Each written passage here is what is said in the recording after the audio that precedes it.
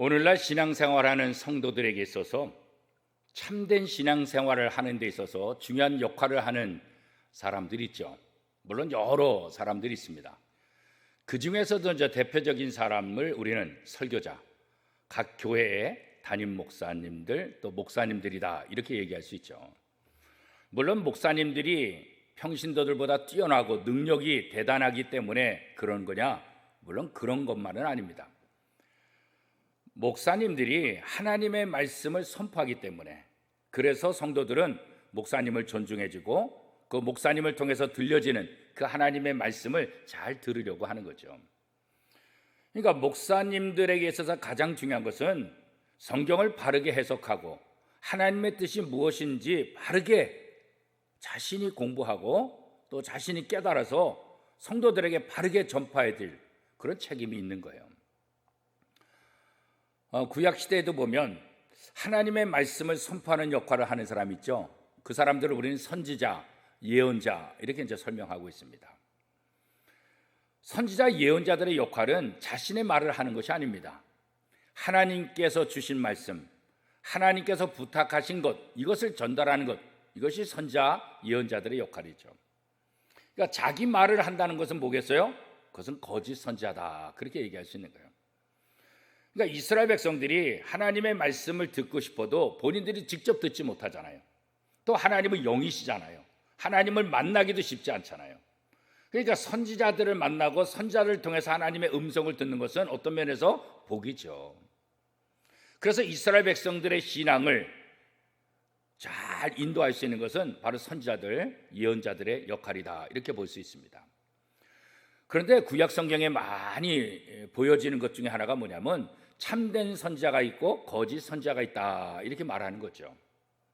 아니, 선지자면 다 하나님의 부름을 받았으니까 참된 선지자 역할을 해야 되는 것 아니겠습니까? 그런데 그렇지 않다는 거예요. 참된 선지자, 또 반대로 또 거짓 선지자가 있다는 거죠. 그러면 참된 선지자는 당연하지만 그건 거짓 선지자, 이 거짓 선지자는 도대체 왜 나타나는 것일까요? 두 가지 이유가 있을 수 있을 것 같아요. 첫째는 하나님의 말씀을 선포하는데 그대로 들은 대로 하나님이 원하시는 대로 선포했다간 자신에게 불이익이 올까 봐 두려워하는 거죠. 이 말씀을 선포했다가 핍박을 받고 때로는 목숨을 잃어버릴 수도 있으니까 자기에게 손해가 온다고 생각하니까 하나님의 말씀을 제대로 전달하지 않는 거예요. 이게 거짓 지도자들, 거짓 선자들의 역할이죠.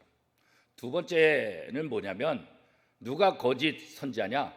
하나님의 부름을 받지도 않았으면서도 하나님의 부름을 받은 것처럼 선지자 역할을 하는 것. 이게 바로 이제 진짜 악한 거짓 선지자들의 모습이죠.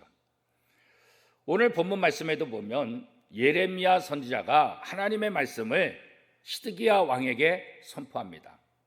그런데 시드기야 왕이 이 말씀을 듣고 거부하는 거예요. 예레미야 선지자가 유다가 망할 것이고 바벨론으로 포로로 붙잡혀갈 것이고 바벨론에게 빨리 항복하는 것이 사는 것이다.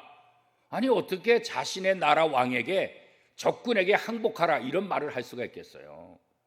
그러니까 시드기야 왕 입장에서는 이건 말도 안 되는 거죠. 한번 상식적으로 왕이라고 한들 이걸 받아들이겠어요? 전쟁에 싸워서 죽는 한이 있어도 끝까지 싸워야지 어떻게 왕이 항복한다 이렇게 말할 수 있겠어요? 근데 왕이 예레미야 선지자의 말을 거부하고 결국은 멸망을 당하게 되죠. 자, 그러면 예레미야 선지자 입장에서는 어떻게 자신의 나라 왕에게, 적군에게 항복하라, 어떻게 이런 말을 할 수 있겠어요? 사실 쉽지 않죠. 인간적으로 생각하면 이런 말 하고 싶지 않죠. 그러나 왜 해야 되는 거예요? 하나님의 말씀이기 때문에, 하나님이 하라고 했기 때문에 이렇게 말했다가 왕에게 자기가 손해보고 잘못하면 감옥에 갇히고 죽음을 경험할 수 있을지도 모르지만 참된 선자는 자기의 생각을 얘기하는 것이 아니라 하나님의 말씀을 선포하는 것이기 때문에 예레미야 선자는 그대로 전파했던 거죠.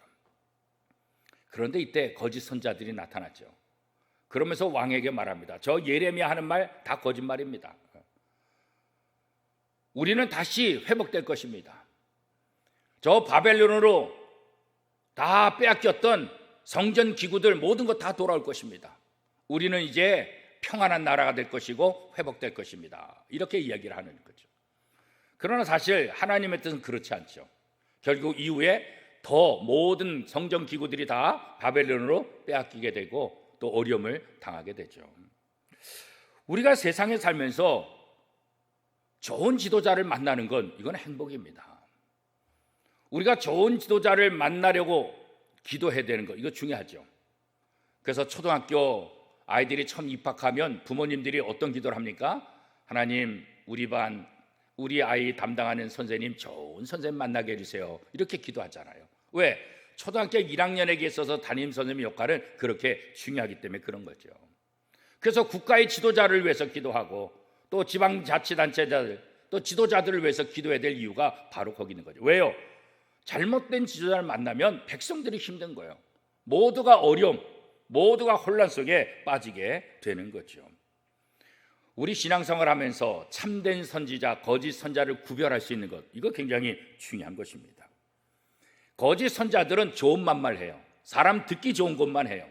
그러나 참된 선지자는 사람들이 듣기 싫은 것이라 할지라도 하나님의 말씀이라고 한다면 선포하게 되는 거죠.